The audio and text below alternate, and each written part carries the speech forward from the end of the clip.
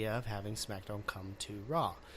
They made a good pitch. They offered, what we know is $205 million a year for SmackDown. It's a 10-year deal to keep SmackDown on Fox. That is insane. 10? Oh, 10 man. years. I thought it was just 5. Holy cow. The USA for Raw was just 5. Oh, no, wait. No, I'm sorry. I had it backwards. Yes, you're right.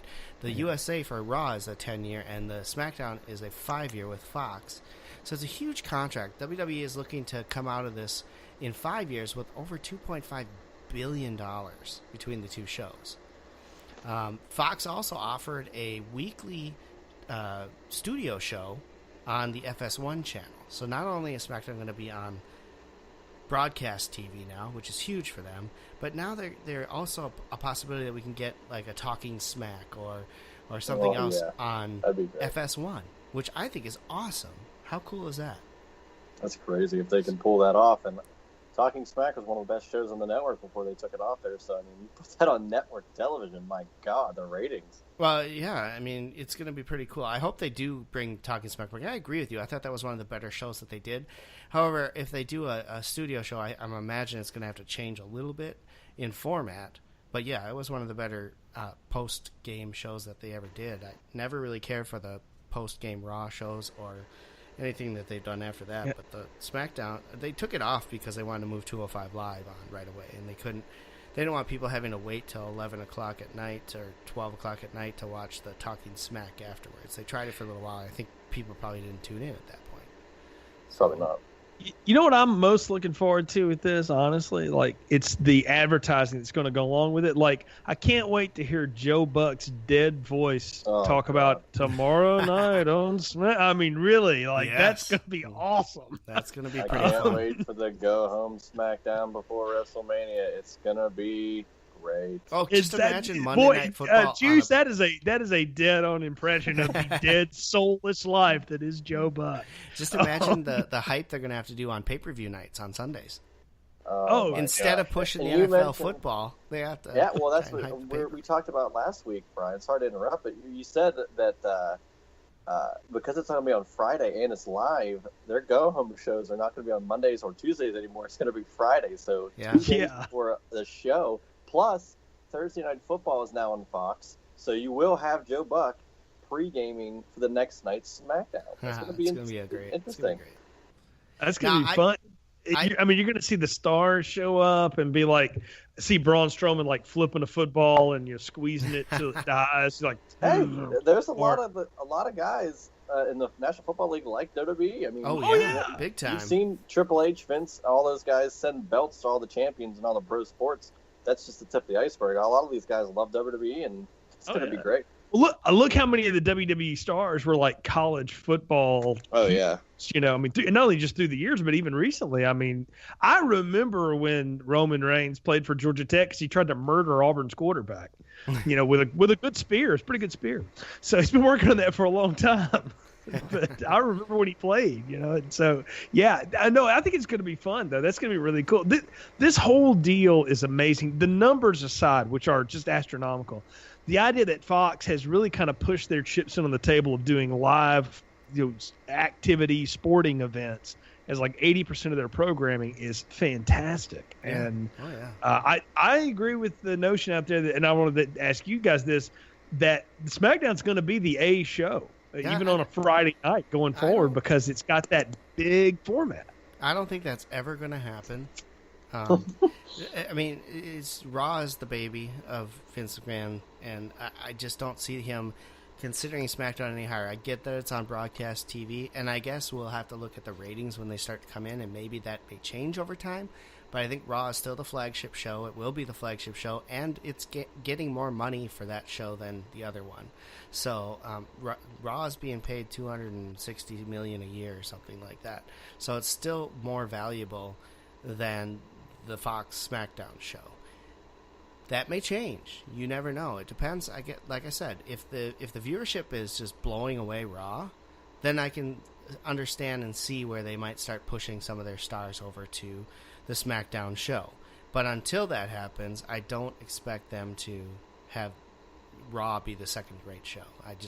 I don't see it. You're going to see John Cena. You're going to see Roman Reigns. You're going to see Brock Lesnar on Raw still. I have that You feeling. think? Yep. I think they're going to push SmackDown as a more Can we competitive please show. remove that last name you said? Can he just go to the woods and hunt for about 10 years now? I'm done with him. Because of the deals that SmackDown and Raw got, I think he's sticking around a little longer. Oh, yeah, because now they can afford pay him now. him to hold the belt and hostage longer. Yes, you're They- right. They can. They can, and they probably will, sadly. Hey, dang, pal. Raw was here first. I love Brock. Brock's money. That's all it's about. Brock's money to them. Every time they put him on, people watch. And until that stops, they have every right to keep him as champion because apparently he's a draw. I guess. Yeah. Whether we like it or not, it's just how it's going to be. And it's unfortunately, once again, like we mentioned last week, he's going to pass CM Punk without having to defend like every 3 months. Yeah, it's going to happen. But hey, think of it as like Hulk Hogan days, right? He was on the road 24/7, but nobody knew he was defending the title except for on one of the big four. Yeah. Because he would do Saturday Night's Main Event. Except for all his limited ability in the ring, Hulk Hogan is a lot more interesting to watch than Brock Lesnar's 4 moves. Yeah, I mean, Hulk's 4 moves at least had charisma. I mean, also, Hulk did not look like a piece of chiseled ham that was sweating profusely. I mean, he sweated, but he didn't look like... No, Lesnar pours water. He looks like... Have you ever seen the old airplane movies when Ted Stryker starts freaking out in the cockpit? That's what he looks like. Yes, yeah, he does pour sweat, but Hogan did too. It's just you couldn't see it as well because he was so freaking dark tanned. That's but his true. hair was leathery. His hair was just always like glued to his face. It was he sweat a lot too. But Brock Lesnar's one story. We'll see. I'm hoping that they decide to take the belt off him, but until Vince feels he can't make any money with Brock Lesnar, why would he do that? I mean, I think he feels like he gets more mainstream attention when Brock Lesnar is fighting a big match. And until that stops, I think he'll keep up the title on him. He has no incentive not to. Nope, not at all. It's not hurting his product. As far as viewers and money. Yeah, as far as he's concerned, it's not hurting the product, but in the eyes of some of us in the fans, hardcore maybe. fans, it is, definitely. But it is what it is. We talked about that a couple weeks ago, and I would rather someone else be the champion, but I understand why they do what they do. Let's talk about the co-branded pay-per-views, guys. This is interesting. WWE, they decided instead of doing a multitude of pay-per-views, which I think was a bad idea. They were doing 2 a month, and it got to be a pain because you had a pay-per-view every other month, it seemed like, or every other week, and it was just hard to get the desire to sit down and watch a 3 to 3.5 hour pay-per-view every other week on a Sunday, then watch Raw, then watch SmackDown, and then if you watch any of the other stuff, 205 Live, NXT, Impact Wrestling, now Ring of Honor, now MLW. I mean, there's so much wrestling on, it's unbelievable right now. So to invest your time in a pay-per-view every 2 weeks seemed just awful. So I get that they want to bring the number of pay-per-views down. But my question is, why not go the route that they did the original brand split, which was to alternate who has the pay-per-view? And you put about 6 weeks between each pay-per-view that way. Gives you a little longer to build your storylines up. Is that too long, maybe? And maybe this Money in the Bank build-up is a good example of why maybe they didn't want to do that, because we have 6 weeks between pay-per-views, and already we're like, okay, can we just have the pay-per-view? Yeah, I think 6 weeks is a little too long, personally. Yeah, I agree. 6 weeks is a long time. I'm going to put out there what you mentioned it a few minutes ago, Brian, is Vince thinks if I keep something from you, you're going to want it more, so you're going to pay more attention to it. It's like manufactured competition. Since they wiped out the WCW, the WWE has had to try to manufacture its own competition from within. Mm-hmm. And so when they I'm with what you said.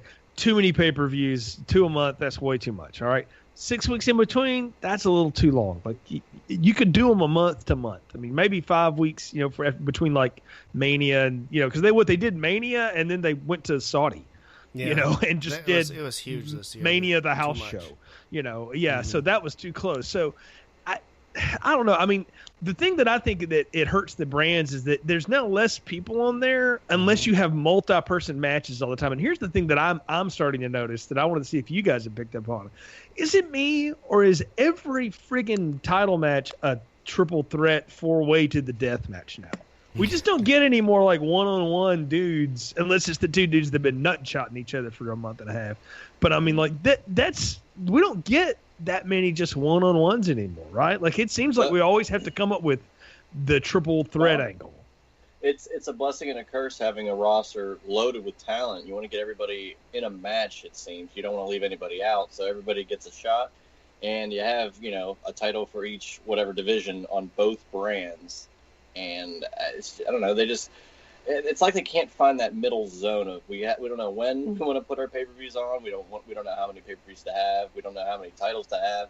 And then we have something figured out. We don't know how many guys to put on the shows, and then it just gets all clustered. Now, to be fair, a match I think that just got announced that's interesting that is a one-on-one is Elias versus Seth Rollins for Intercontinental title. So that's a one-on-one match. So.